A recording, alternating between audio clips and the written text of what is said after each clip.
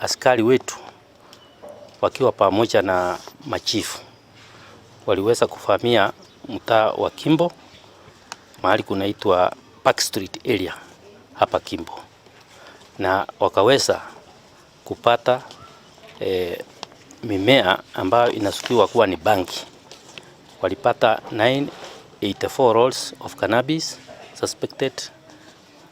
Pia walipata 8 sachets of the same brand which is cannabis. Pia walipata packaging materials, 2 weighing machines na 3 mobile phones.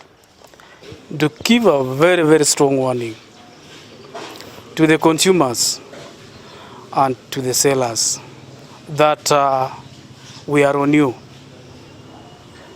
simply because they don't mind about future generations. They only mind about their earnings. You can be earning, yes, but remember the ruins you are causing.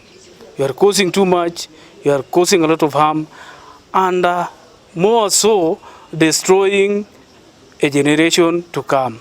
We are warning you, we are coming for you. This is a start, and come tomorrow, the day after tomorrow, you will see the outcome.